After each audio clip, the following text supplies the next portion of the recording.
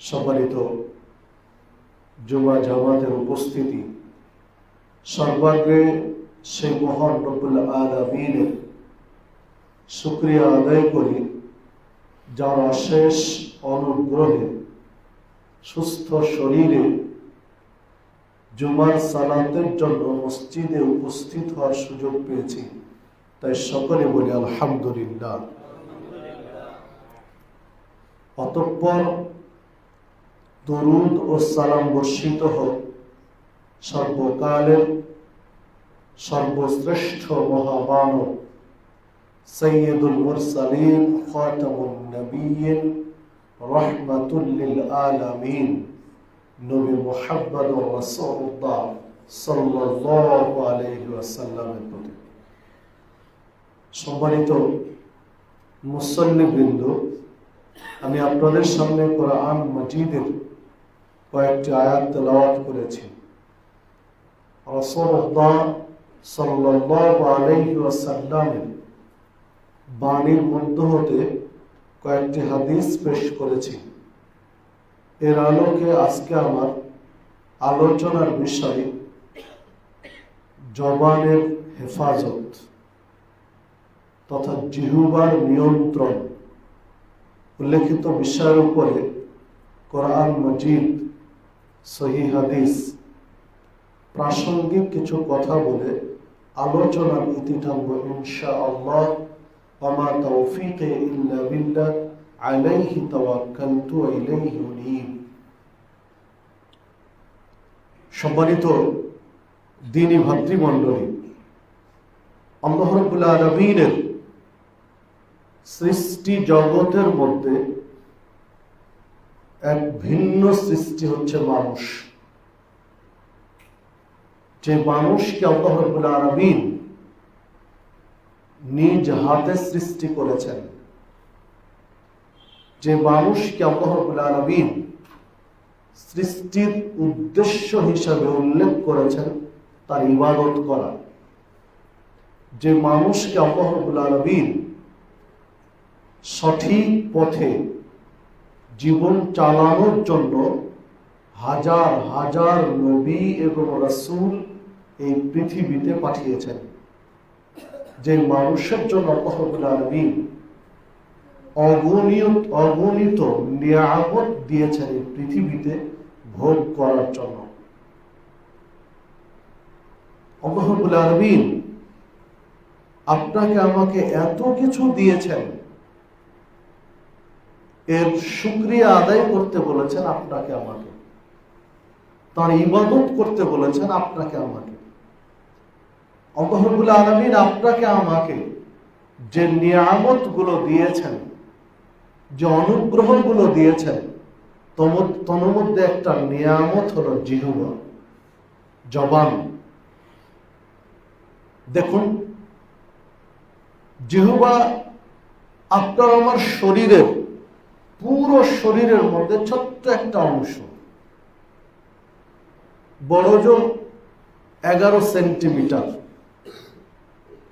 জিহ্বার আয়তনটা 11 centimetre. তো 11 সেন্টিমিটারের ছোট্ট একটা জিহ্বা, এর মাধ্যমে আপনি আমি কথা বলি। আপনার আমার বাক শক্তি, কথা বলার শক্তি যোগাই যেই অঙ্গের মাধ্যমে, সেটার নাম হচ্ছে জিহ্বা। যদি জিহ্বা না থাকতো, এই জিহ্বা যদি আপনার বিকল হয়ে যায়, তাহলে আপনার আমার কথা বলার শক্তি থাকবে না, হারিয়ে যাবে। কথা বলতে না পারা মানে কি? আপনি আমি নিজের ভাব প্রকাশ করতে পারতাম না, নিজের চাওয়া পাওয়া, নিজের চাহিদা, নিজের প্রয়োজন, এটা মানুষের কাছে প্রকাশ করতে পারতাম না।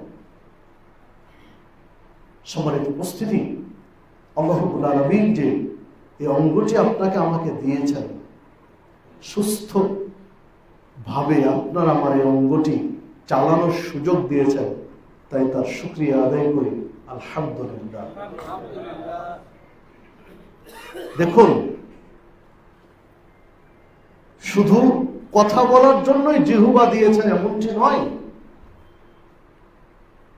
আপনার আমার জীবন ধারণের জন্য, শরীরে শক্তি সামর্থ্যের জন্য রিজিক প্রয়োজন, খাবার প্রয়োজন। এই খাবারটা খাওয়ার জন্য গুরুত্বপূর্ণ ভূমিকা যে অঙ্গ পালন করে তা হচ্ছে জিহ্বা। খাবারের টেস্ট, খাবারের স্বাদ কেমন, ঝাল বেশি না লবণ বেশি, সুস্বাদু না স্বাদহীন, এই নির্বাচনগুলো শরীরের যে অংশটা করে দেয় তা হচ্ছে জিহ্বা। সম্মানিত উপস্থিতি, আল্লাহ রাব্বুল আলামিন আপনার আমার এই জিহ্বাকে, এই জবানকে সংযত রাখতে বলেছেন। মানুষকে কষ্ট দেওয়ার জন্য আপনার আমার পুরো শরীরের সবচেয়ে বেশি ভূমিকা যেটা রাখে সেটা হচ্ছে জিহ্বা। মানুষকে কষ্ট দেওয়ার জন্য জিহ্বার চেয়ে বড় কোনো অঙ্গ আপনার শরীরে নেই। মানুষ বলে থাকে মারের দাগ মুছে যায় কিন্তু কথার দাগ মুছে না। আপনি আঘাত করবেন, কাউকে মারবেন, সে দাগটা বসে শরীরে। লাঠি দিয়ে মারবেন, আর কিছু দিয়ে মারবেন, সে দাগটা তার শরীরে পড়ে, যেটা এক সময় মুছে যায়। আপনি কথা দিয়ে কাউকে আঘাত করবেন, এই দাগটা পড়ে গিয়ে অন্তরে, হৃদয়ে, যেটা মুছে না, যেটা মানুষ ভুলতে পারে না। সম্মানিত উপস্থিতি, এই জিহ্বাকে আল্লাহ রাব্বুল আলামিন সংযত রাখতে বলেছেন। সূরা কফ 18 নম্বর আয়াত আল্লাহ রাব্বুল আলামিন বলেছেন, মা ইয়ালফিযু মিন কওলিন ইল্লা লাদাইহি রাকীবুন আতীদ। মানুষ যে কথাই বলুক না কেন, যে শব্দই উচ্চারণ করুক না কেন, তার সংরক্ষণের জন্য সদা তৎপর প্রহরী নিযুক্ত রাখা হয়েছে। আপনি আপনার, আমি আমার জিহ্বা দিয়ে যে কথাই উচ্চারণ করি, যেটাই বের করি, সেটাই সংরক্ষণ করছেন ফেরেশতা। আল্লাহ রাব্বুল আলামিন সেটাই সংরক্ষণের জন্য ফেরেশতা নিযুক্ত রেখেছেন। বিধায় কথা বলার পূর্বে আপনাকে আমাকে হিসাব করতে হবে, আমি কি বলছি।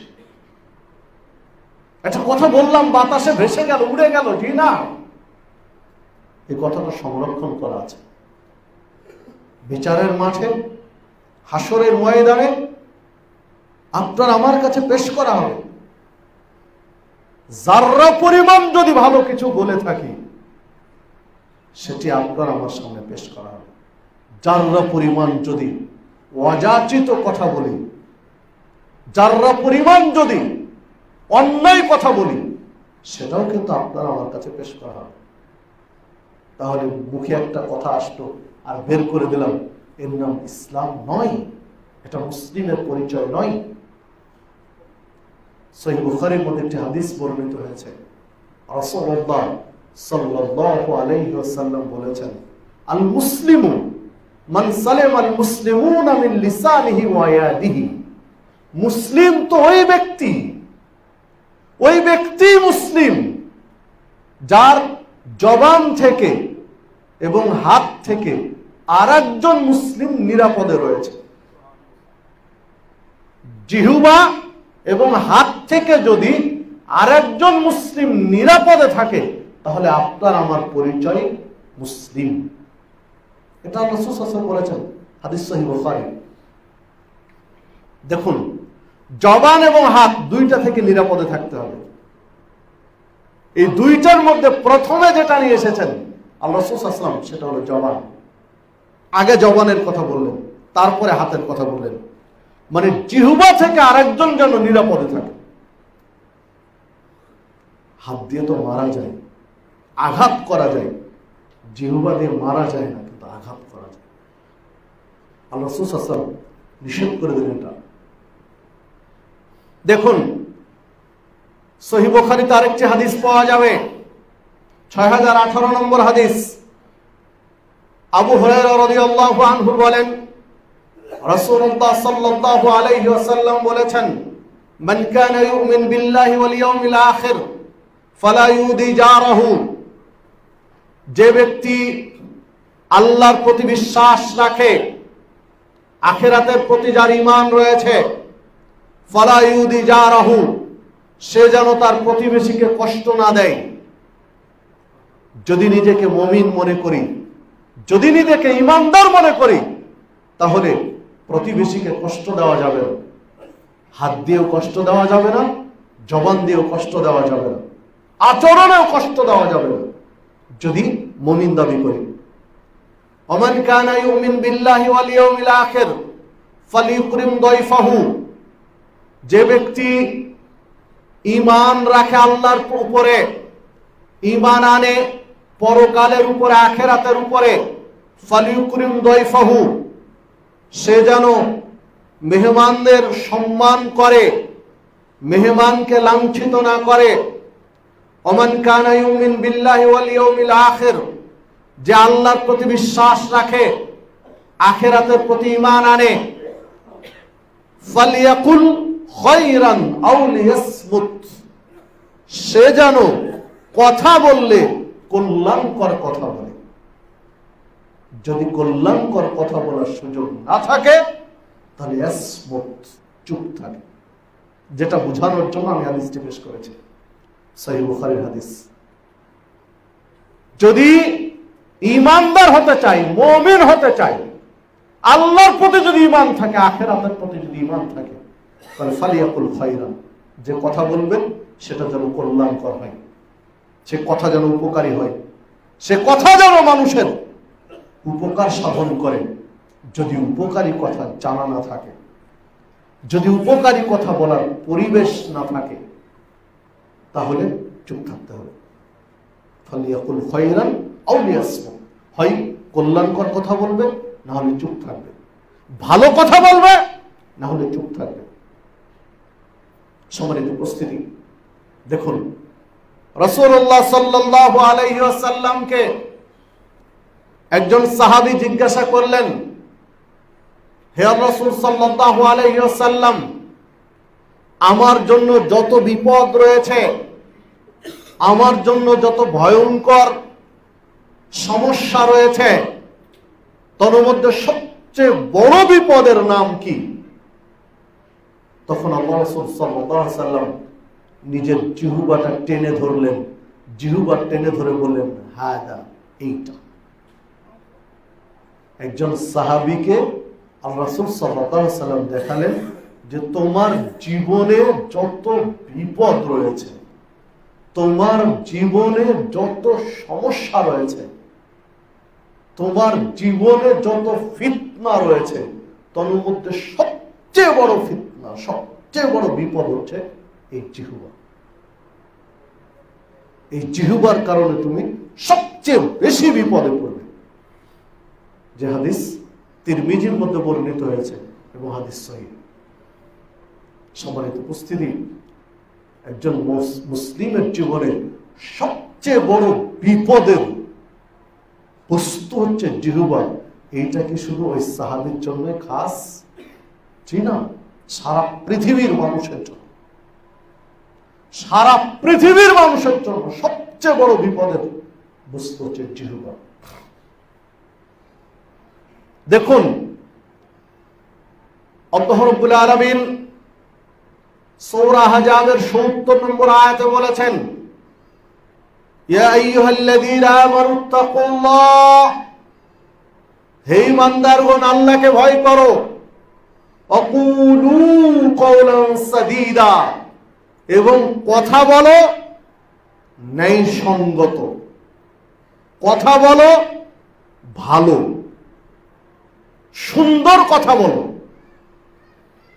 দেখুন, কথা বললে আপনাকে আমাকে ন্যায়সঙ্গত ভালো কথা বলতে বললেন, মুখে যা আসে তাই বলে দিব, এইটা ইসলাম আপনাকে আমাকে শেখায়নি, এটা ইসলাম আপনাকে আমাকে নির্দেশ দেয়নি, বরং আল্লাহ নির্দেশ দিয়েছেন কুলু, যেটা নির্দেশ সূচক শব্দ।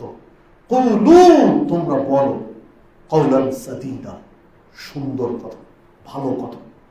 কল্যাণকর কথা বলো, কষ্টদায়ক কথা বলো না, আল্লাহ নিষেধ করলেন। দেখুন আল্লাহ রাব্বুল আলামিন সূরা নূর 24 নম্বর আয়াতে বলেছেন, সেই দিন, বিচারের দিন, ওই ব্যক্তির বিপক্ষে অবস্থান নিবে, সাক্ষী দিবে তার জিহ্বা, তার পা, তার হাত। বিচার দিবসে হাসরের ময়দানে আপনার আমার বিপক্ষে দাঁড়াবে জিহ্বা, আপনার আমার বিপক্ষে দাঁড়াবে হাত, আপনার আমার বিপক্ষে দাঁড়াবে পা। বলুন তো, জিহ্বা যদি আপনার আমার বিপক্ষে অবস্থান নেই, তাহলে বাঁচবেন কি করে? বাঁচবেন কি করে? পা যদি আপনার আমার বিপক্ষে অবস্থান নেই, হাত যদি আপনার আমার বিপক্ষে অবস্থান নেই, এই হাত দিয়ে যত অপরাধ করেছি সব অপরাধ যদি হাত বলে দেয় আল্লাহ রাব্বুল আলামিনের কাছে, পা দিয়ে যত অপরাধ করেছি সমস্ত অপরাধ যদি পা আল্লাহর কাছে বলে দেয়, জিহ্বা দিয়ে যত অপরাধ করেছি সব যদি আল্লাহর কাছে বলে দেয়, তাহলে আপনি আমি বাঁচবো কিভাবে? আপনার আমার বাঁচার পথটা কোথায়?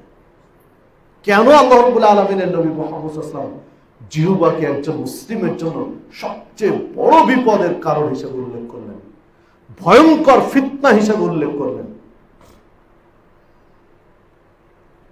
সম্মানিত উপস্থিতি, দেখুন রাসূলুল্লাহ সাল্লাল্লাহু আলাইহি ওয়াসাল্লামকে উকবা ইবনে আমির জিজ্ঞাসা করলেন, মান নাজাত,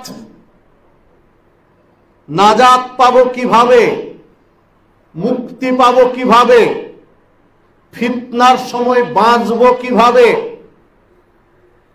তখন আল্লাহ রাসূল সাল্লাল্লাহু আলাইহি ওয়াসাল্লাম বললেন, আমসিক আলাইকা লিসানাক, ফিতনা বিপদ সংকুল পরিবেশে আমসিক আলাইকা লিসানাক, তোমার জিহ্বাকে সংযত রাখো, জিহ্বাকে নিয়ন্ত্রণে রাখো। বিপদ যখন চারিদিকে, ফিতনা যখন চারিদিকে, তখন জিহ্বা কন্ট্রোল করো, নিয়ন্ত্রণ করো, কারণ কথাই তোমাকে ফাঁসিয়ে দিবে, কথাই তোমাকে বিপদে ফেলে দিবে। বিধায় প্রয়োজন ছাড়া কথা বলো না, চুপ থাকো। ওয়ালিয়াসাকা বাইতুক, বাড়িতে অবস্থান করো। বিপদের সময়, ফিতনার সময় বাহিরে নয়, বাড়িতে অবস্থান করো। কাজ শেষ, প্রয়োজন শেষ, দ্রুত বাড়ি চলে আসো। প্রয়োজন ছাড়া বাড়ির বাহিরে থাকো না। ওয়ালিয়াসাকা বাইতুক, বাড়িতে অবস্থান করো। ওয়াবকি আলা খতিয়াতিক, এবং নিজের পাপের জন্য কাঁদো। যে অপরাধগুলো হয়ে গেছে, এই অপরাধগুলোর জন্য চোখের পানি ঝরাও, তাহলে নাজাত পাবে, বেঁচে যাবে। বাস্তব তাই। বাড়িতে মানুষ অপরাধ কম করে, বাহিরে অপরাধ বেশি করে। বাড়িতে অপরাধ কম করে, বাহিরে অপরাধ মানুষ বেশি করে। সম্মানিত উপস্থিতি, যদি নিজের জিহ্বাকে সংযত রাখতে পারি, প্রয়োজন ব্যতিরেকে অন্য সময়গুলো যদি বাড়িতে অবস্থান করতে পারি, নিজের পাপের জন্য যদি কাঁদতে পারি, তাহলে মুক্তি পাওয়া সহজ, নাজাত পাওয়া সহজ। ইসলাম চমৎকার একটা সামঞ্জস্যপূর্ণ জীবন বিধান, চমৎকার একটা বিধান, সামঞ্জস্যপূর্ণ। দেখুন, আপনি জিহ্বা কন্ট্রোল করেন, দেখেন আপনার শত্রু কমে যাবে। জিহ্বা নিয়ন্ত্রণ করেন, আপনার শত্রু কমে যাবে। আপনার শত্রু আপনার অপরাধ খুঁজে পাবে না, কারণ তার বিপক্ষে আপনি কিছু বলতেই জাননি, অপরাধ কোত্থেকে বেরিয়ে আসবে। বাড়িতে অবস্থান করেন, আপনার পাপ কমে যাবে, আপনার পরিবারের পাপ কমে যাবে। যে সকল পরিবারে নানান ধরনের অপরাধ সংগঠিত হয়, মোবাইলে অপরাধ সংগঠিত হয়, পরকীয়ার অপরাধ সংগঠিত হয়, এসবের অনেক কারণের তো একটা বড় কারণ হলো যে পরিবারের কর্তা বাড়িতে সময় কম দেন, এটা তো একটা বড় সমস্যা। আপনার স্ত্রী অন্যের সাথে সময় নষ্ট করছে, আপনি বাড়িতে সময় বেশি দেন, দেখেন এটা কমে যাবে, এটা নিয়ন্ত্রণে চলে আসবে। আপনি বাহিরে অন্যের সাথে মোবাইলে কথা বলছেন, আপনার স্ত্রী অন্যের সাথে মোবাইলে কথা বলছে, আপনারা দুইজন বাড়িতে সময় দেন, দুইজনে পরস্পরে নিজেদের সুখ দুঃখ শেয়ার করেন, দেখেন এগুলো কমে যাবে। মোবাইলের মাধ্যমে ছেলে মেয়েরা নানান অপরাধ করছে, আপনি বাড়িতে থাকেন, দেখেন অপরাধ কমে যাবে। ইসলাম কি চমৎকার একটা ব্যালেন্সপূর্ণ জীবন ব্যবস্থা। পাশাপাশি আপনার অপরাধের জন্য, পাপের জন্য অনুশোচনা করতে বললেন, অবকি আলা খতিয়াতি, পাপের জন্য কাঁদো, চোখের পানি ঝরাও। আনা আবি হুরায়রা রাদিয়াল্লাহু আনহু قال, আবু হুরায়রা রাদিয়াল্লাহু আনহু বলেন, قال রাসূল, আবু হুরায়রা রাদিয়াল্লাহু আনহু বলেন, সাআলা রাসূলুল্লাহ সাল্লাল্লাহু আলাইহি ওয়াসাল্লাম, রাসূলুল্লাহ সাল্লাল্লাহু আলাইহি ওয়াসাল্লামকে জিজ্ঞাসা করা হলো, আন আকসারে মা ইউদখিলুন নাসাল জান্নাহ, জান্নাতীদের অধিকাংশ জান্নাতে যাওয়ার কারণ কি? আল্লাহ রাসূল সাল্লাল্লাহু আলাইহি ওয়াসাল্লামকে বলা হলো, যত মানুষ জান্নাতে গিয়েছে তাদের জান্নাতে যাওয়ার কারণ কি? ক্বালা, তখন রাসূলুল্লাহ সাল্লাল্লাহু আলাইহি ওয়াসাল্লাম বললেন, তাকওয়াল্লাহ ওয়া হুসনুল খুলক। যত মানুষ জান্নাতে গিয়েছে, অধিকাংশ মানুষের জান্নাতে যাওয়ার কারণ দুইটি। একটি হচ্ছে তাকওয়াল্লাহ, আল্লাহ ভীতি, তাকওয়ার কারণে মানুষ জান্নাতে গিয়েছে। আর একটি হচ্ছে হুসনুল খুলক, সদাচরণের কারণে মানুষ জান্নাতে গিয়েছে। যাদের মধ্যে দুইটি গুণ রয়েছে, তাকওয়া, আল্লাহ ভীতি এবং হুসনুল খুলক, সদাচরণ, এই ব্যক্তিগুলোর জন্য জান্নাতে যাওয়া সহজ। তাকওয়া এবং সদাচরণ না থাকলে তার জন্য জান্নাতে যাওয়া কঠিন, প্রায় অসম্ভব। অপরাধ থেকে মানুষকে বাঁচানোর জন্য, অপরাধ থেকে মানুষকে দূরে রাখার জন্য সবচেয়ে বড় অস্ত্র হচ্ছে তাকওয়া। সবচেয়ে বড় অস্ত্র এটি তাকওয়া।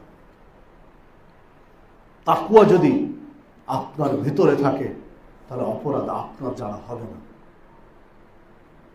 তাকওয়ার স্তর যত গভীর হবে, তাকওয়ার স্তর যত মজবুত হবে, তার দ্বারা অপরাধ তত কম সংঘটিত হবে, অপরাধ হবে না তার দ্বারা।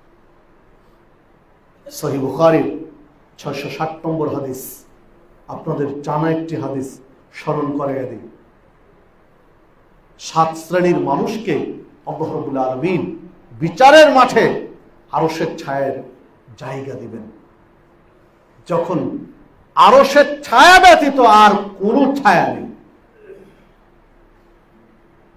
সম্মানিত উপস্থিতি, এই যে টিনের ছাউনি দিয়েছেন, কেন দিয়েছেন? তার দুইটা কারণ। একটা হলো রোদ যেন না পড়ে এখানে, আর একটা হলো বৃষ্টি যেন না পড়ে এখানে। রোদ এবং বৃষ্টি থেকে বাঁচার জন্য এই টিনের ছাউনি দিয়েছেন। অনেক ক্ষেত্রে বৃষ্টি না, রোদ থেকে বাঁচার জন্য ছাউনির ব্যবস্থা থাকে। জুমার দিনে জায়গা না হলে অনেক মসজিদের বাহিরে ত্রিপল দেওয়া হয়, সামিয়ানা টাঙানো হয়, কারণ মসজিদে জায়গা হচ্ছে না, বাইরে জায়গা করে দিবে। কেন সামিয়ানা দেওয়া হয়, কেন ত্রিপল দেওয়া হয়? রোদ থেকে সেভ করার জন্য, রোদ থেকে বাঁচার জন্য। সূর্য পৃথিবী থেকে প্রায় 15 কোটি কিলোমিটার দূরে আছে। পৃথিবী থেকে সূর্যের দূরত্ব প্রায় 15 কোটি কিলোমিটার। 15 কোটি কিলোমিটার সূর্যের দূরত্ব থেকে বাঁচার জন্য আপনি আমি টিনের ছাউনি দিয়েছি। 15 কোটি কিলোমিটার সূর্যের তাপ থেকে নিজেকে সেভ করার জন্য আপনি আমি বাড়িতে ছাদ দিয়েছি। 15 কোটি কিলোমিটার দূরত্বের সূর্যের তাপ থেকে নিজেকে রক্ষা করার জন্য ছাতা নিয়ে বের হয়েছে সামিয়ানার নিচে বসে। আর সেই দিন, বিচারের দিন, হাসরের ময়দানে মাথা 1 মাইল 1.5 মাইল দূরে, 1 থেকে 2 মাইল দূরে সূর্য থাকবে।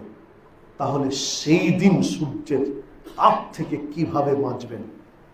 15 কোটি কিলোমিটার দূরত্বের তাপ সইতে পারি না, তো সেই দিন তো মাত্র 1 মাইল উপরে আছে, সেই দিন কি করবেন? সেই দিনের একটা প্রসঙ্গ আল্লাহ রাব্বুল আলামিন বলেছেন হাদিসে কুদসি। আল্লাহ রাসূল সাল্লাল্লাহু আলাইহি ওয়াসাল্লাম বলেছেন যে সেই দিন আল্লাহর আরশের ছায়া ব্যতীত আর কোনো ছায়া নেই। 7 শ্রেণীর মানুষকে আল্লাহ ডেকে নেবেন তার আরশের ছায়ায় আশ্রয় দেওয়ার জন্য। তার মধ্যে 1 শ্রেণী হচ্ছে রাজুলুন দাতু ইমরাতুন যাতু হাসাবিন ওয়া জামালিন। ধনাঢ্য ঘরের, ধনে কুবের, এক শিল্পপতি ঘরের অপরূপ সুন্দরী একটা নারী একজন পুরুষকে, একজন যুবককে আহ্বান করছে নিজের যৌবনের চাহিদা মেটানোর জন্য। যুবককে ডাক দিচ্ছে, আহ্বান জানাচ্ছে, মেয়ে তাকে প্রস্তাব দিচ্ছে, আসো আমরা একটু আনন্দ করি। তখন ওই যুবক বলছে, ইন্নী আখাফুল্লাহ, আমি আল্লাহকে ভয় করি। তোমার সৌন্দর্য আমি তোয়াক্কা করি না, তোমার সম্পদকে আমি তোয়াক্কা করি না, আমি আমার রবকে, ইন্নী আখাফুল্লাহ, আমি আমার রবকে, আমার প্রভুকে, আমি আমার ইলাহকে ভয় করি। সারা পৃথিবীর মানুষকে আজকে আমি ফাঁকি দিয়ে তোমার কাছে যেতে পারবো, তবে আমি আমার রবকে ফাঁকি দিতে পারবো। সম্মানিত উপস্থিতি, আল্লাহ রাসূল সাল্লাল্লাহু আলাইহি ওয়াসাল্লাম বলছেন এইরকম ব্যক্তিকে আল্লাহ আরশের ছায়াতলে জায়গা দিবেন। দেখুন তো, একটা পুরুষ, একটা যুবক, একটা পুরুষ মানুষ নিজের যৌবনের চাহিদা মেটানোর জন্য মেয়েদের পেছনে ঘুরঘুর করে, অথচ এইরকম একটা সুযোগ পেয়ে নিজেকে নিয়ন্ত্রণ করছে। কিসের বিনিময়ে? তাকওয়া। আল্লাহ ভীতি না থাকলে এটা সম্ভব নয়। আল্লাহ ভীতি ছাড়া নিজেকে এভাবে সেভ করা, নিয়ন্ত্রণ করা সম্ভব নয়। আল্লাহ রাসূল সাল্লাল্লাহু আলাইহি ওয়াসাল্লাম বলছেন জান্নাতে যাবে 2টি কারণে মানুষ। একটা হচ্ছে তাকওয়া, আল্লাহ ভীতি, আল্লাহর ভয়। আল্লাহ ভীতির কারণে মানুষ জান্নাতে যাবে, তাকওয়ার কারণে মানুষ জান্নাতে যাবে, সদাচরণের কারণে মানুষ জান্নাতে যাবে। সম্মানিত উপস্থিতি, আবার জিজ্ঞাসা করা হলো আন আকসারে মায়ুদখিলুন নাসান না, যারা জাহান্নামে যাবে এদের জাহান্নামে যাওয়ার কারণ কি? মানুষ কেন জাহান্নামে যাবে? কি অপরাধ তাদের যে অপরাধ তাদেরকে জাহান্নামে নিয়ে যাচ্ছে? ফাকাল, তখন রাসূল সাল্লাল্লাহু আলাইহি ওয়াসাল্লাম আবার 2টি কারণ বললেন। মানুষ জাহান্নামে যাবে 2টি কারণে, আল ফাম আল ফারজ। মানুষ এই মুখের কারণে জাহান্নামে যাবে, এবং মানুষ লজ্জাস্থানের কারণে জাহান্নামে যাবে। যত মানুষ জাহান্নামে যাবে অধিকাংশ জাহান্নামীদের জাহান্নামে যাওয়ার কারণ হচ্ছে 2টি, একটা মুখ আর একটা লজ্জাস্থান। মুখ নিয়ন্ত্রণে নেই, লজ্জাস্থান নিয়ন্ত্রণে নেই। এই 2টির নিয়ন্ত্রণ যদি না থাকে তাহলে এই 2টি মানুষকে জাহান্নামে নিয়ে যাবে। যে হাদিস তিরমিজির মধ্যে বর্ণিত হচ্ছে 2004 নম্বর হাদিস। আন সাহাল ইবনে সাদ রাদিয়াল্লাহু আনহু قال قال رسول الله صلى الله عليه وسلم। সাহাল ইবনে সাদ রাদিয়াল্লাহু আনহু বলেন রাসূলুল্লাহ সাল্লাল্লাহু আলাইহি ওয়াসাল্লাম বলেছেন মান ইয়াদমান লি মা বাইনা লাহইহি ওয়া মা বাইনা রিজলাইহি আদমান লাহুল জান্নাহ। কোন ব্যক্তি যদি তার 2 চোয়ালের মাঝখানে জিহ্বা, 2 পায়ের মাঝখানের লজ্জাস্থান, এই 2টির জিম্মেদারি নিতে পারে, জিহ্বার জামিনদার হতে পারে, লজ্জাস্থানের জামিনদার হতে পারে, জিহ্বার লজ্জাস্থান দ্বারা কোনো অপরাধ করবে না, এই 2টির সঠিক ব্যবহার করবে, এই নিয়ন্ত্রণ যদি কেউ নিতে পারে, জিম্মেদার নিতে পারে, আদমান্নাহুল জান্নাহ, আমি নবী তার জন্য জান্নাতের জামিনদার হলাম। সম্মানিত উপস্থিতি, আপনি দুইটা কন্ট্রোল করেন, জিহ্বা এবং লজ্জাস্থানকে নিয়ন্ত্রণ করেন, আল্লাহ রাসূল সাল্লাল্লাহু আলাইহি ওয়াসাল্লাম বলছেন আমি তার জন্য জান্নাত নিয়ে দিব আল্লাহর কাছ থেকে। সহিহ বুখারী 3494 নম্বর হাদিস এটি। মানে এই দুইটি নিয়ন্ত্রণ করতে পারলে জান্নাত পাওয়া সহজ। অধিকাংশ মানুষের দেখেন এই দুইটি নিয়ন্ত্রণে নেই, জিহ্বা নিয়ন্ত্রণে নেই, লজ্জাস্থান নিয়ন্ত্রণে নেই। এই দুইটি পাপ মানুষকে জাহান্নামের দিকে নিয়ে যাচ্ছে। এই দুইটি নিয়ন্ত্রণ করতে পারি, জান্নাতে যাওয়া সহজ। যদি না পারি, তাহলে জাহান্নামের রাস্তা খোলা। সম্মানিত উপস্থিতি, অন্য আরেকটি হাদিসে রয়েছে, রাসূলুল্লাহ সাল্লাল্লাহু আলাইহি ওয়াসাল্লাম বলেছেন, মানুষ মারা যাওয়ার পরে সর্বপ্রথম যে অঙ্গে পচন ধরে, মানুষ মৃত্যুর পরে যে অঙ্গে সর্বপ্রথম পচন ধরে, সে অঙ্গের নাম হলো পেট। এটা আধুনিক বিজ্ঞানও বলছে, আধুনিক বিজ্ঞানের গবেষণাও তাই, যে মানুষ মৃত্যুর পরে সবার আগে পচে যায় তার পেট। পেটে সর্বপ্রথম পচন ধরে। আল্লাহ রাসূল সাল্লাল্লাহু আলাইহি ওয়াসাল্লাম বলছেন, যেহেতু পেট প্রথমে পচে, বিধায় তুমি এই পেটে যা দিবে তা হালাল দেও, হারাম দিও না, কারণ এটাই প্রথম নষ্ট হবে। এখানে হালাল কিছু দাও, হারাম দিও না। তো এই পেটটা ভরানোর জন্যই সারা পৃথিবীর মানুষ সারা দিন পাগলের মতো ছুটে বেড়ায়। সারা পৃথিবীর সমস্ত মানুষ তার জীবনের অধিকাংশ সময় ব্যয় করেছে তার এই পেট ভরানোর জন্য। যে যেভাবে বিশ্লেষণ করেন না কেন, মূল কথা কিন্তু এটাই। আজকে আপনি ঘুম থেকে উঠার পরে এখন পর্যন্ত, জুমার সালাতে আসার আগ পর্যন্ত দেখেন যত পদক্ষেপ আপনি দিয়েছেন, যত দূর আপনি চলাফেরা করেছেন, অধিকাংশ পদক্ষেপই ছিল পেট ভরানোর জন্য। নিজের পেট, পরিবারের, সংসারের পেটগুলো ভরানোর জন্য। সারা জীবনের সবচেয়ে বেশি সময় ব্যয় হয় মানুষের পেট ভরানোর জন্য। জি, এটা পরিকল্পনা দেখেন মানুষের। ছেলে মেয়েকে পড়াতে হবে, কোথায় পড়াবেন? Kindergarten, KG school, English medium, না কি কোথায় পড়াবেন? কি নিখুঁত পরিকল্পনা। ছেলে মেয়েকে স্টাবলিশড করতে হবে, প্রতিষ্ঠিত করতে হবে, ভালো যেন একটা জব পায়। বুদ্ধিমানদের কাছে বুদ্ধি পরামর্শ নিচ্ছি, কোন সাবজেক্টে পড়ালে, কোন কিভাবে গড়লে ছেলেটার ফিউচার ভালো, ভবিষ্যৎ ভালো। ফিউচার ভালো মানে কি? ভালো একটা চাকরি পাই, ভালো একটা অবস্থান সমাজে তৈরি করতে পারে।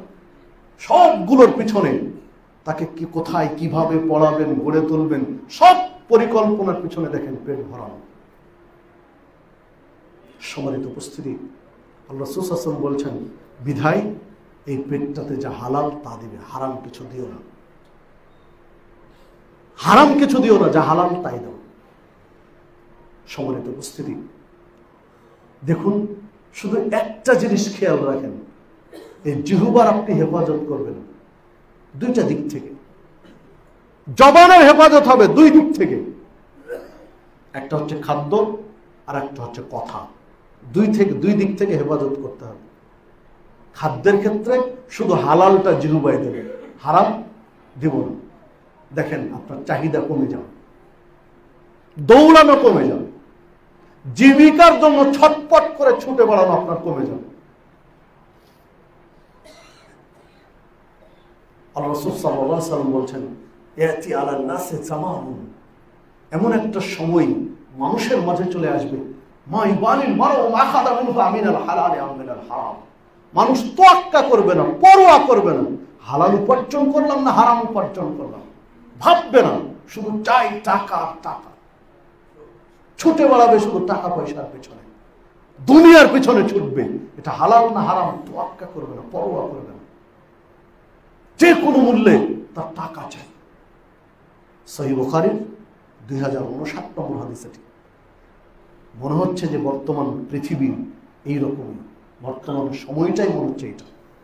মানুষ ছুটছে টাকার পেছনে, মানুষ ছুটছে অর্থের পেছনে, মানুষ ছুটছে দুনিয়ার পেছনে। এক সেকেন্ডের জন্য ভাবি না যে আমি যে উপার্জনের পথে ছুটছি হারাম। 5টি প্রশ্নের উত্তর না দেওয়া পর্যন্ত বিচারের মাঝে আল্লাহ এক ধাপ পা সামনে ফেলতে দিবেন না, এক পা বাড়তে দিবেন না 5টি প্রশ্নের জবাব না দেওয়া পর্যন্ত। 5টি প্রশ্নের পঞ্চমটি, চতুর্থটি হবে তুমি আয় করেছো কিভাবে, আর পঞ্চমটি হবে তুমি ব্যয় করেছো কিভাবে। ব্যয়ের আগে আয়, তোমার উপার্জন, ইনকাম সোর্স কি ছিল? একটা প্রশ্নের জবাব যদি আপনি মাথায় রেখে জীবন পরিচালনা করেন তাহলে আপনার অন্যায় অর্ধেক কমে যাবে। শুধু একটা প্রশ্নের সমাধান যদি মাথায় রাখতে পারেন, একটা প্রশ্নের শিক্ষা যদি মাথার মধ্যে ঢুকাতে পারেন, মুসলিমদের মাথায় যদি তুলে দিতে পারেন যে বিচারের মাঠে আয়, উপার্জন, ইনকাম সোর্স আল্লাহর কাছে বুঝিয়ে দিতে হবে, না হলে আগে বাড়তে দেওয়া হবে না। দেখেন সারা পৃথিবীর, সারা দেশের অর্ধেক অপরাধ কমে যাবে একটা প্রশ্নের জবাবে। আজকে যে লুটপাট, দুর্নীতি, আত্মসাৎ, এগুলো সব তো মানুষ ভাবেই না যেটা আমাকে আপনাকে বিচারের মাঠে জবাব দিতে হবে। এই শিক্ষা না থাকার কারণে তো এত অপরাধ। সম্মানিত উপস্থিতি, রাসূলুল্লাহ সাল্লাল্লাহু আলাইহি ওয়াসাল্লাম বলছেন, ইন্নাল্লাহা তাইয়্যিব লা ইয়াকবালু ইল্লা তাইয়্যিব। আল্লাহ পবিত্র, আল্লাহ পবিত্র ছাড়া অপবিত্র জিনিস কবুল করেন না। আল্লাহ আমারাল মুমিনিনা বিমা আমারা বিল মুরসালিন। নবী রাসূলদেরকে আল্লাহ যে নির্দেশ দিয়েছেন একই নির্দেশ মুমিনদেরকে দিয়েছেন। সুম্মা যাকারা রাজুল ইউতিলিস সাফা আশআতা ওয়া আকবার ইয়ামুদ্দু ইয়াদাইহি ইলাস সামা। একটা লোকের উদাহরণ দিলেন, যে লোকটার চুলগুলো এলোমেলো, পোশাক ধুলিবালি যুক্ত, ইয়ামুদ্দু ইয়াদাইহি ইলাস সামা, লোকটা আসমানের দিকে হাত তুলে বলছে, ইয়া রাব্বি ইয়া রাব্বি, ডাকছে হে আমার রব, হে আমার রব বলে আল্লাহকে ডাকছে, মানে প্রার্থনা করছে, মোনাজাত করছে। ওয়া মাতামুহু হারামুন, অথচ যে খাবারটা খেয়েছে এই খাবারটা হারাম। ওয়া মালবাসুহু হারামুন, যে পোশাকটা পরে আছে পোশাকটা হারাম। ওয়া মাশরাবুহু হারামুন, যে পানি পান করেছে এটাও হারাম। ওয়া গুযিয়া বিল হারাম, তার শরীর যে বেড়ে উঠেছে, শরীরে যে রক্ত গোস্ত হাড় হাড্ডি তৈরি হয়েছে এটাও হারাম উপার্জন, হারাম খাদ্য দিয়ে। ফাআন্না ইউস্তাজাবু লিযালিক, কিভাবে আল্লাহ তার প্রার্থনা কবুল করবেন? আল্লাহ তার দোয়া, প্রার্থনা, মোনাজাত কিভাবে কবুল করবেন? তার খাবার হারাম, তার পানীয় হারাম, তার পোশাক। মুসলিমের 2393 নম্বর হাদিস, এটি হাদিস সহিহ মুসলিমে। সম্মানিত উপস্থিতি, আপনি আমি দৈনিক 5 ওয়াক্ত সালাতে বলে বিতিরে করজোরে 2 হাত বুকে বেঁধে আত্মসমর্পণ করে বলছি, ইয়্যাকা না'বুদু ওয়া ইয়্যাকা নাস্তাঈন। আল্লাহ, ইবাদত করি এবং কেবল তোমার কাছে সাহায্য চাই। কি চাই? ইহদিনাস সিরাতাল মুস্তাকিম। আল্লাহ, তুমি সিরাতে মুস্তাকিমের উপর জীবন যাপন করার তৌফিক দাও, জান্নাতের পথে তৌফিক দাও। এই প্রার্থনা যে আল্লাহর কাছে করছি, এটা তো একটা প্রার্থনা, এটা তো একটা দুয়া, এটা তো একটা ইবাদত। একটু কি ভেবেছি যে আমি যে হারাম খাদ্য খেয়ে আল্লাহকে কবুল করেন না হালাল ছাড়া? এটা কি একবার ভেবে দেখেছি? আপনার আমার খাবার হারাম, পানীয় হারাম, পোশাক হারাম, হারামের উপর পরিবার গড়ে তুলেছি। আল্লাহ তো হালাল ছাড়া হারাম কবুল করেন না, এটা স্পষ্ট করে দিয়েছেন তার নবীকে দিয়ে। তাহলে জিহ্বা নিয়ন্ত্রণ করতে হবে হারাম খাদ্য থেকে, জবানের হেফাজত করতে এমনিতে আপনাকে ছেড়ে দিতে হবে। সুদি কারবার করবেন, সুদ ভিত্তিক লেনদেন করবেন, সুদে অর্থ বাড়াবেন, আপনার মাথায় তখন আঘাত করবে যে কি হবে আমার এই টাকা পয়সা, না হয় সুদে আমি কেন লেনদেন করব। দেখেন, সুদ আপনি অটোমেটিক ছাড়তে বাধ্য। তাকওয়া যদি আপনার ভিতরে থাকে, আল্লাহ ভীতি যদি আপনার মধ্যে থাকে, তাহলে সুদ ছাড়তে আপনি বাধ্য। যে আমি তো মুসলিম, আমি আল্লাহর কাছে প্রার্থনা করি ইহদিনাস সিরাতাল মুস্তাকিম, তাহলে আমি হারাম খাদ্য খেয়ে প্রার্থনা করে কি করব? অটোমেটিক ছেড়ে দিতে হবে, চাহিদা কমে আসবে। ঘুষ নেবেন, বিড়ি সিগারেট জর্দাগুলো আপনি খাবেন, এগুলো তো হারাম। ইয়াবা, হিরোইন, ফেন্সিডিল কোন মুসলিম নিবে? হাতে নেওয়ার সাথে সাথে তার ব্রেন তাকে মেসেজ সম্ভব। কেননা 1 বিঘা জমি যদি কেউ জোর করে ছিনিয়ে নেয়, কৌশলে নিয়ে নেয়, বিচারের মাঠে 7 স্তর জমিন আল্লাহ তার গলায় ঝুলিয়ে দিবেন। যারা তারা এগুলো বুঝে না, কি করবেন জমি দিয়ে? বাবা মারা গেছে, ভাই বোনে বাবার সম্পদ ভাগ করছেন, সম্পদের দাম অনেক বেড়ে গেছে আপনার এলাকায়, করে বোনকে 5% কম দিয়ে আপনি 5% বেশি নিলেন। ভাই কি করবেন 5%? আপনার বিচারের মাঠে আপনার গলায় 7 স্তর জমি ঝুলিয়ে দিবেন আল্লাহ। কি করবেন জমি? কি করবেন এই সম্পদ যদি জাহান্নামের আগুন থেকে বাঁচতে না পারেন? সম্মানিত উপস্থিতি, অপরাধ আপনাকে তাকওয়া বাঁচাইয়ে দিবে যে না, হ্যাঁ, বোনকে সম্পদ ঠিকই বুঝিয়ে দিলেন, কিন্তু কোথায় দিলেন? রাস্তার পাশে 5 লক্ষ টাকা শতাংশ, 6 লক্ষ টাকা শতাংশ এই জমিটা আপনি নিলেন, ওইখান থেকে বোনকে দিলেন। জি না, এটা ইসলাম বলে না। 2 জায়গা থেকে বোনকে দেন, আর না হলে জমির মূল্যের দিকে খেয়াল রেখে ভাগ বন্টন করেন। যদি অন্য জায়গা থেকে, বাড়ির পাশে 5% জায়গা যদি আপনারই প্রয়োজন হয় আপনার ছেলে মেয়ের বাড়ি বানানোর জন্য, বোন তো অন্য জায়গায় চলে গেছে বিয়ে করে, তাহলে বোনকে বুঝিয়ে আপনি জমির ভ্যালুয়েশন অনুযায়ী আপনাকে সম্পদ ভাগ করতে হবে, দামের দিকে বিবেচনা করে যে বোন বাড়ির পাশের জমিটা আমি নিচ্ছি, ঠিক এই দামে যতটুকু হয় ওই জায়গা থেকে তোমাকে দিচ্ছি, যেহেতু তুমি এখানে বাড়ি করবা না, এটার দরকার আমার। বুঝিয়ে জমির মূল্য। ফাসেকি কাজ, হত্যা করা কুফরি কাজ। একজন মুসলিমকে গালি দিলেন মানে আপনি ফাসেক, একজন মুসলিমকে গালি দিলেন মানে আপনি পাপাচার। রাসূলুল্লাহ সাল্লাল্লাহু আলাইহি ওয়াসাল্লাম বলেছেন, লা ইয়াদখুলুল জান্নাহ কাত্তাতুন, জান্নাতে প্রবেশ করবে না গীবতকারী। যে হাদিস সহিহ বুখারী মুসলিমে বর্ণিত হয়েছে, আর সহিহ মুসলিমের বর্ণনায় রয়েছে নাম্মাম, চুগলখোর, যে একজনের কথাতে যাবে না। দেখুন তো অপরাধগুলো সমাজে আছে কিনা নেই। গীবতকারীর সংখ্যা, যারা আমরা মসজিদে এসেছি, আমরাই বা কয়জন বেঁচে আছি গীবত থেকে? অন্য মানুষ বাদ দিলাম, যারা ধর্ম তাদের কথা বাদই দিলাম, যারা আমরা সালাত পড়ি, যারা আমরা মসজিদ মুখী, আপনি আমি কয়জন বেঁচে আছি গীবত থেকে? অথচ আল্লাহ রাসূল সাল্লাল্লাহু আলাইহি ওয়াসাল্লাম বলছেন যে ব্যক্তি গীবত করবে সেই ব্যক্তি জান্নাতে প্রবেশ করতে পারবে না। যে ব্যক্তি চুগলখোর, একজনের কথা আরেকজনকে গিয়ে লাগাবে, ওর কথা একে এসে লাগাবে, এই চুগলখোর জান্নাতে যেতে পারবে না। এত স্পষ্ট কথা বলার পরেও, থাকার পরেও, কই আপনি আমি তো বেঁচে থাকতে পারছি না, জিহ্বাকে হেফাজত করতে পারছি না। দেখুন, রাসূলুল্লাহ সাল্লাল্লাহু আলাইহি ওয়াসাল্লাম আপনাকে আমাকে এত নসিহত করলেন, এত নসিহত করার পরেও আপনি আমি পাপগুলো ছাড়তে পারছি না। দেখুন, জিহ্বার মাধ্যমে একটা বাক্য আপনার আমার জন্য জান্নাতের মাধ্যম হতে পারে। আল্লাহ রাসূল সাল্লাল্লাহু আলাইহি ওয়াসাল্লাম বলছেন যে একজন মানুষ জানে না, একজন মানুষ বুঝে না যে ও একটা কথা বলেছে, ভালো কথা, এই কথার কারণে আল্লাহ তার সম্মান মর্যাদা এত বাড়িয়ে দেন যেটা ও কল্পনা করতে পারে না।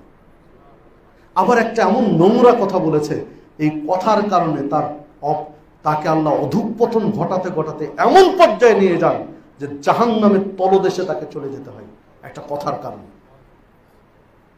তাহলে কথা বলতে হবে, যে হাদিস সহিহ বুখারী মুসলিমের মধ্যে রয়েছে, কথা বলতে হবে আপনাকে আমাকে হিসাব করে, কথা বলতে হবে আপনাকে আমাকে খুব হিসাব করে, কথা বলতে হবে আপনাকে আমাকে খুব মেপে।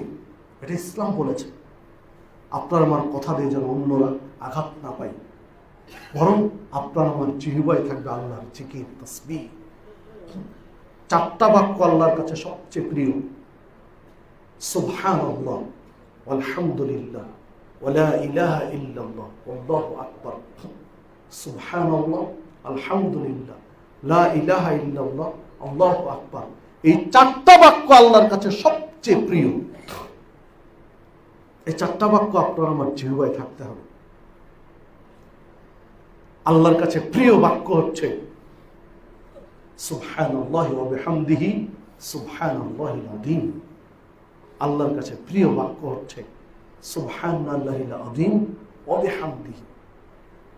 আল্লাহ রাসূল সাল্লাল্লাহু আলাইহি ওয়াসাল্লাম বলছেন, বিচারের মাঠে সফল মুমিন হচ্ছে যে ব্যক্তির আমলনামায় ইস্তেগফার বেশি।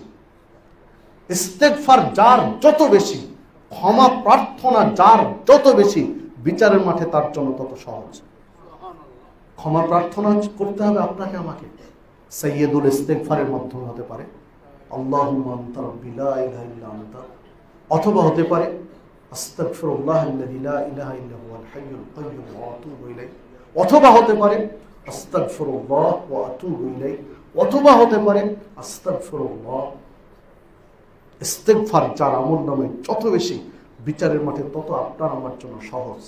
এটাও কিন্তু জিহ্বার মাধ্যমে হয়, জবানের মাধ্যমে হয়।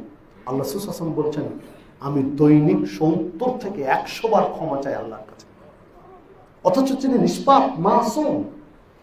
মুহাম্মদ সাল্লাল্লাহু আলাইহি ওয়াসাল্লাম জিহ্বা কিভাবে নিয়ন্ত্রণ করেছেন দেখুন, জিহ্বাকে কিভাবে কাজে লাগিয়েছেন। মাসুম, নিষ্পাপ হওয়ার পরেও প্রত্যেক দিন অন্তত জিহ্বা দিয়ে 100 বার বলিয়ে নিয়েছেন ইস্তেগফার। আপনি আমি চলতে ফিরতে আজে বাজে গালি না দিয়ে, মানুষের সমালোচনা না করে জিহ্বায় এই তাসবিহগুলো রাখেন।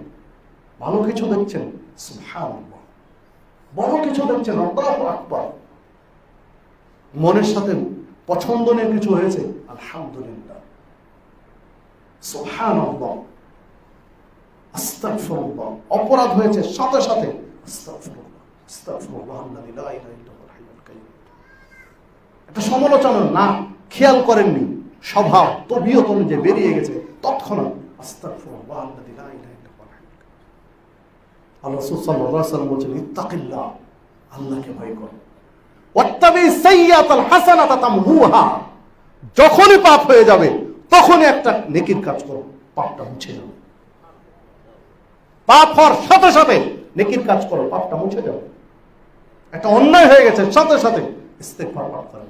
একটা অন্যায় অপরাধ হয়ে গেছে, পাপ হয়ে গেছে, সাথে সাথে ওযু করে 2 রাকাত সালাত আদায় করেন। একটা পাপ হয়ে গেছে, অন্যায় হয়ে গেছে, সাথে সাথে কিছু টাকা পয়সা দান করেন, ফকিরকে, মিসকিনকে, মসজিদে, মাদ্রাসায়, এতিমখানায় দান করেন। একটা পাপ হয়ে গেছে, সাথে সাথে আপনার কিছুই করার নেই, টাকা নেই, পয়সা নেই, কিচ্ছু নেই, একজন মানুষের উপকার করেন। একটা মানুষ কাজ করছে, তাকে একটু সহযোগিতা করেন। একটা অপরাধ হয়ে গেছে, পাপ হয়ে গেছে, তৎক্ষণাৎ বেরিয়ে যান, একটা মানুষকে নসিহত করেন, দিনের পথে দাওয়াত দেন। মানে যখনই অপরাধ হয়ে যায় তখনই একটা নেকির কাজ করো, তাহলে নেকির কাজটা পাপটা মুছে দেবে। আর মানুষের সাথে সদাচরণে মিলে মিশে চলাফেরা করো।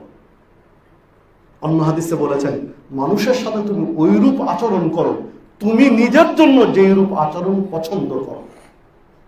নিজের জন্য যেই রূপ আচরণ পছন্দ করি, যে মানুষ আমার সাথে এইভাবে চলুক, আপনি ওইভাবে মানুষের সাথে চলেন।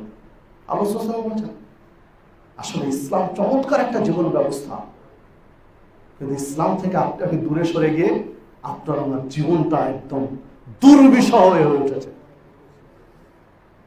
আসুন আমরা চেষ্টা করি আমাদের সে হারানো গৌরব ফিরিয়ে নিয়ে আসা।